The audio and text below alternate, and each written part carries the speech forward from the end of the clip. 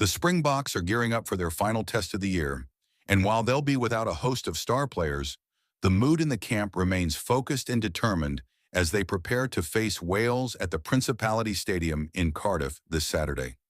It's a match that carries significant weight, not just as the closing chapter of their Northern Hemisphere tour, but as an opportunity to achieve something special by going unbeaten for the second consecutive year on their traditional November excursion. Springbok scrum coach Don Human has been addressing the media ahead of this crucial encounter, and his words reflect the quiet confidence and meticulous approach that has become synonymous with the South African team. When asked about the Boks being labeled as favorites for the match, Human was quick to dismiss such talk, emphasizing that respect for the opposition is paramount in their preparations. He made it clear that the team doesn't buy into tags or labels, believing instead that every opponent deserves full respect and thorough preparation, regardless of recent form or historical results. The reality is that both teams will take to the field with significantly weakened squads, a consequence of the match falling outside the official international window. For the Springboks, this means they'll be without some truly world-class talent. The absence list reads like a who's who of South African rugby excellence. Malcolm Marx, fresh off winning the World Rugby Men's Player of the Year award, won't be available. Thomas du Toit, Boone Venter, and the still-suspended Lou de Jager are all missing from the forward pack.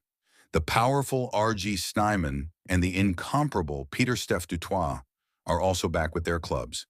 In the backline, the situation is equally challenging, with Grant Williams, Handré Pollard, Manny Libak, Jesse Kriel, Cheslin Kolbe, and Edwill van der Merwe all returning to their provincial unions and clubs. On paper, losing so many first-choice players would seem like a massive blow to any team's chances. But Human's response to this situation is telling of the depth and adaptability that has been built into this Springbok squad. He pointed out that the team is well accustomed to making changes week in and week out, rotating players and managing resources throughout the season. This approach, championed by head coach Rassie Erasmus, has created a squad where multiple players are comfortable stepping up when called upon, and where the systems and structures remain consistent regardless of personnel changes. Human acknowledged that it's always difficult to lose top players, but he was quick to note that Wales will likely face similar challenges with their own squad selection. Some of Wales's players who compete in the Gallagher Premiership may not be available, and there's uncertainty around the availability of their United Rugby Championship representatives as well. This creates a level playing field of sorts, where both teams must dig deep into their squads and rely on players who might not usually start these high-profile encounters. For the Springboks, this situation presents a silver lining. Human highlighted that the absences create opportunities for younger players to step up and prove themselves at the highest level. Importantly, there are no completely new faces in the traveling squad. These are players who featured against Ireland in last week's impressive victory, or who saw action in the earlier tour match against Italy. They're familiar with the systems, they understand the standards required, and they've been training alongside the senior players all season. This continuity of preparation and philosophy means that even with different personnel, the team's identity and approach remain intact. The statistics heading into this match tell an interesting story. The Springboks have enjoyed a remarkable season, winning 11 of their 13 tests so far. Wales, by contrast, have struggled significantly, managing just 2 victories from their 10 matches this year. Since the beginning of the Rugby World Cup cycle, the Boks have dominated this fixture, with Wales managing only 2 victories over South Africa since the start of the current era. Both of those Welsh wins came in 2018, once in Cardiff and once in that unusual encounter in Washington, D.C. Since then, it's been all green and gold. Last week's performance against Ireland showcased exactly why the Springboks remain such a formidable force in world rugby. Their 24-13 victory in Dublin was built on the foundations that have served them so well: dominant forward play, tactical precision, and an ability to execute under pressure. The scrum in particular was a weapon of mass destruction against the Irish, repeatedly winning penalties and disrupting their opponent's attacking platform. Human's area of expertise proved decisive, and naturally there's curiosity about whether the Boks can replicate that dominance against Wales. When pressed on this point, Human offered a wonderfully diplomatic response, quoting his father's wisdom about letting actions speak louder than words.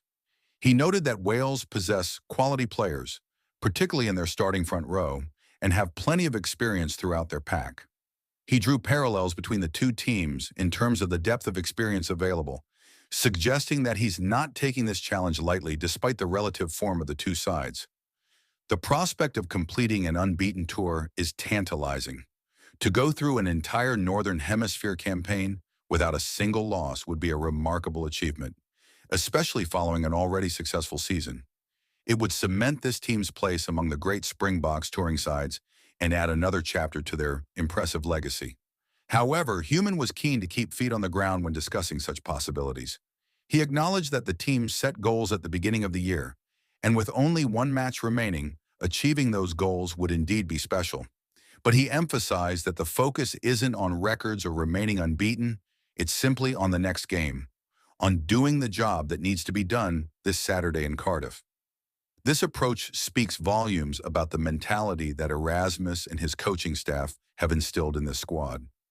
There's no looking ahead, no celebration before the job is complete, just a relentless focus on the task at hand. It's a professional, workmanlike attitude that strips away distraction and keeps everyone locked into the present moment. The team announcement on Thursday will reveal exactly how Erasmus plans to navigate these selection challenges. Will he opt for experienced heads who know how to close out a tour successfully? Or will he give opportunities to some of the newer faces who have been impressing in training and in limited game time? The beauty of the depth in this squad is that either approach, or any combination thereof, can be successful. What's certain is that Wales will be no pushover. Playing at the Principality Stadium, with its roof and passionate crowd, creates an intimidating atmosphere. The Welsh will be desperate to end their difficult year on a high note, and to prove that they can still compete with the world's best. They'll see this as an opportunity to salvage pride and build momentum heading into the next season. For the Springboks, though, the objective is clear. One more performance, one more 80 minutes of the disciplined, powerful rugby that has served them so well throughout this tour and this entire season. If they can deliver that, regardless of who wears the jersey, they'll be heading home with their mission accomplished and their reputation as one of the world's premier rugby nations further enhanced.